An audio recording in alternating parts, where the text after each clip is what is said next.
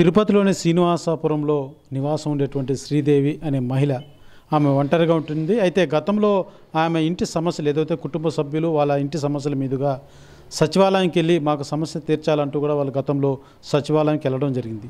అయితే సచివాలయంలో ఈ ఇంటి సమస్యను కనుక్కున్నటువంటి కొంతమంది రాజకీయ నాయకులు ఏదైతే గతంలో ఉన్నటువంటి వైసీపీ సంబంధించినటువంటి ప్రధాన నాయకుల దగ్గర అనుచరులుగా ఉన్నటువంటి కొంతమంది వ్యక్తులు ఈ యొక్క సమస్యను కనుక్కొని వాళ్ళు మేము తీరుస్తామంటూ వచ్చి ఆమెకు తెలియకుండానే ఆ ఇంటిని అమ్మేసినట్టుగా కూడా ఆ మహిళ ఆరోపిస్తున్నారు. అయితే ఆమె ఇప్పటికే సోషల్ మీడియాలో ఒక వీడియో రిలీజ్ చేయడం జరిగింది.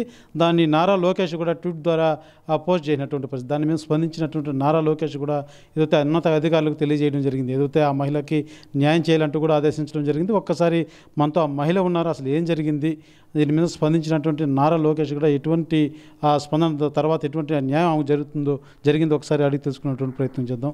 చెప్పండి అమ్మా, అసలు ఏం జరిగింది? మీ ఇంటిని ఎవరు మీకు తెలియకుండానే రిజిస్ట్రేషన్ చేసుకున్నారు? నా పేరు శ్రీదేవి. శ్రీనివాసపురంలో 15 ఏళ్ళుగా ఇల్లు కట్టుకొని ఉంటున్నాను. నా కుటుంబంలో కొన్ని కలతల వల్ల ఈ వైసీపీ నాయకులైనటువంటి కరుణాకర్ రెడ్డి కొడుకు అభినయ్ రెడ్డి, ఫ్రెండ్ అయినటువంటి కృష్ణ చైతన్య, దీపక్, వేణురెడ్డి, శేఖరు, శ్రీధరు, మురళీ నాయుడు అనే వాళ్ళందరూ కలిసి వచ్చి మీ సమస్యలు మేము తెలుసుకున్నాం, మీ సమస్యను మేము పరిష్కారం చేస్తాము, మేము చెప్పిన వ్యక్తికి కానీ నీ ఇల్లు రాసి పెడితే నీ మంచి ప్రైజ్ కమ్మి నీకు డబ్బులు ఇస్తాం అని చెప్పి 1/10/2021లో నా ఇల్లు ప్రదీప్ అనే వ్యక్తికి వీళ్ళందరూ కలిసి రాయించారు. రాసి తిరిగి నాకు 100 రూపాయల స్టాంపు మీద నాకు ఒకటి రాసిచ్చారు. రాసిచ్చి ఈ గొడవలను పరిష్కారం చేశాక మా కమిషన్ మేము తీసుకొని మిగతా డబ్బులు మీకు ఇస్తాము అని చెప్పి రాసిచ్చినారు. రాసిచ్చినాక నా దగ్గర నుంచి 2021లో ఇది రిజిస్ట్రేషన్ ప్రదీప్కి. తర్వాత మళ్ళీ మురళీరెడ్డి అనే వ్యక్తికి 2023లో 2,30,00,000కి నా ఇల్లు అమ్మేసినారని అతను ఈ ఇంటికాడికి వస్తే కానీ నాకు తెలియలేదు. వచ్చి నేను కొనేసినాను, నువ్వు ఖాళీ చేసిపో అని చెప్పాను అన్నారు. నా ఇల్లు నాకు తెలియకనే అమ్మేసినారు, ఎవరు అమ్మినారో నీవు వాళ్ళని తొడుకొనిరా మాట్లాడతామంటే అతను వాళ్ళని తొడుకు రాకుండా సారికి రౌడీల్ని తీసుకొని వైసీపీ నాయకులు అయినటువంటి కొంతమందిని తొడుకొని ఇంటికాడికి వచ్చి నేను ఇంటికి బేగం వేసుకొని బయటపోయి ఉంటే మెయిన్ ద్వారాలంతా పగలగొట్టి గడ్డపారలు రాళ్ళు అన్నీ ఎత్తుకొని వచ్చి మారణాయుధాలతో నా మీద గతంలో హత్యా ప్రయత్నం కూడా చేసినారు. అప్పుడు కూడా నేను మా అన్న వాళ్ళకి సిపిఐ నాయకులైనటువంటి విశ్వనాథ్కి, పద్మనాభరెడ్డికి, కొంతమంది ఆడవాళ్ళు విజయ ఆలివేలు వీళ్ళందరూ వచ్చి అప్పట్లో కూడా నన్ను కాపాడినారు. తర్వాత రీసెంట్గా 31/3/2025లో మళ్ళీ కొంతమందిని తొడుకొని ఇంటికాడికి వచ్చి దాంకొని ఉన్నారు అక్కడ పక్కన. నాకు తెలియదు, నేను పాలకు పోదామని గేటు తీసుకొని బయట పోయే కాడికి వాళ్ళందరూ ఒక్కసారిగా నన్ను తోసేసి ఇంట్లోకి వచ్చేసినారు. నేను భయపడిపోయి నేను ఇంట్లోకి వెళ్ళిపోయి మా వాళ్ళకి అందరికీ ఫోన్ చేసినాను, 100కి డైల్ చేసినాను, మళ్ళీ సిపిఐ వాళ్ళకి ఫోన్ చేసినాను. అందరూ వచ్చి వాళ్ళ మారణాయుధాలు ఎత్తుకొని వచ్చినారు నా మీద హత్యా ప్రయత్నానికి. వాళ్ళ దగ్గర నుంచి నన్ను కాపాడి పోలీసులకి వాళ్ళని పట్టించినారు. ఇదంతా ఇప్పుడు జరిగింది? ఏ సంవత్సరంలో జరిగింది? ఇప్పుడు 31 బాబు 31/3/2025 దానికి సంబంధించినటువంటి పేపర్లు. మీరు ఈ విధంగా ఏదైతే ఇప్పుడు అభినయ్ రెడ్డి పేరు చెప్పారు, కరుణాకర్ రెడ్డి పేరు చెప్పి వాళ్ళు చేశారు, మీరు వాళ్ళ దృష్టికి తీసుకెళ్లారా? మీ దగ్గర ఉన్నటువంటి వాళ్ళు ఈ రకంగా చేశారనేసి ఏమన్నా వాళ్ళ దృష్టికి తీసుకెళ్లారా? నేను ఇది జరిగినాక రిజిస్ట్రేషన్ జరిగినాక వాళ్ళు నాకు డబ్బులు కట్టకుండా కాలయాపన చేస్తూ ఉంటే అభినయ్ రెడ్డి దగ్గరికి వెళ్ళి చెప్పడానికి ప్రయత్నం చేశాను.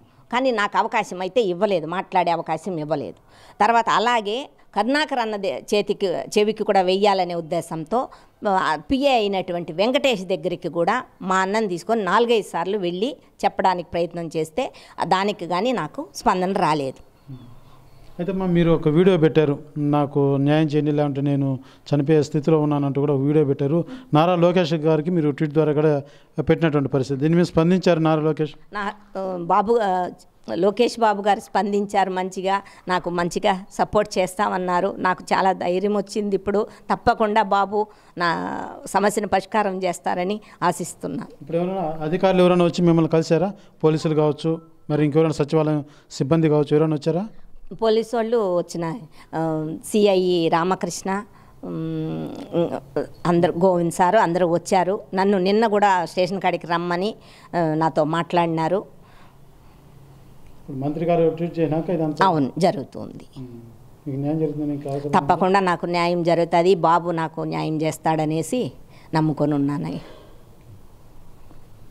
మనం చూస్తున్నాం ఖచ్చితంగా ఏదైతే ఆమె చేసినటువంటి ట్వీట్ నారా లోకేష్ గుర్తించి ఆమెకు న్యాయం చేస్తానంటూ కూడా హామీ ఇవ్వడంతో పాటు వెంటనే ఏదైతే అధికారులు కావచ్చు, అటు పోలీసు అధికారులు కూడా వచ్చి ఆమెని జరిగినటువంటి మొత్తం కూడా తెలుసుకొని ఆయన కేసును దర్యాప్తు చేస్తున్నటువంటి పరిస్థితి మాత్రం నెలకొందనే చెప్పాలి. అయితే ఏదైతే గతంలో వైసీపీ సంబంధించినటువంటి ప్రధాన నాయకులైనటువంటి భూమా అభినయ్ రెడ్డి కావచ్చు, భూమా కరుణాకర్ రెడ్డి కావచ్చు, వాళ్ళ వద్ద ఉన్నటువంటి కొంతమంది నేతలు ఎవరైతే వైసీపీ ఆ నాయకుల పేరు చెప్పి ఈ రకంగా చేశారంటూ కూడా ఆ మహిళ ఆవేదన వ్యక్తం చేస్తుంది. అయితే గడిచిన ఇన్ని రోజులుగా కూడా నాకు ఉండడానికి ఒకటే ఇల్లు, నా బిడ్డలకంతా పెళ్ళిళ్ళు అయిపోయి వాళ్ళంతా ఎక్కడో ఉన్నారు, నేను ఒంటరి మహిళని చూసి ఈ రకమైనటువంటి మోసానికి వాళ్ళు పాల్పడ్డారంటూ కూడా ఆమె ఆవేదన చెందుతున్నటువంటి పరిస్థితి నెలకొంది. అయితే రాష్ట్ర ప్రభుత్వం ఏదైతే నారా లోకేష్కి పెట్టిన ట్విట్ ద్వారా పెట్టినటువంటి మెసేజ్ ఆయన గుర్తించి ఇంత త్వరగా ఆయన రెస్పాండ్ అవుతారనేసి అని కూడా నేను ఊహించలేదు. ఇంత రెస్పాన్స్ ఇస్తారన్న కూడా నేను ఊహించలేదు. కానీ చాలా ఆనందం వేస్తుంది, నాకు న్యాయం జరుగుతుందంటూ కూడా ఆనందాన్ని వ్యక్తం చేస్తున్నారు శ్రీదేవి. కెమెరా పర్సన్ కోటితో సురేష్, RTV తిరుపతి. మరిన్ని వీడియోస్ కోసం ఛానల్ ని సబ్స్క్రైబ్ చేయండి. లేటెస్ట్ అప్డేట్స్ కోసం వాట్సాప్ ఛానల్ ని ఫాలో అవ్వండి. ఆ లింక్ డిస్క్రిప్షన్ లో ఉంది.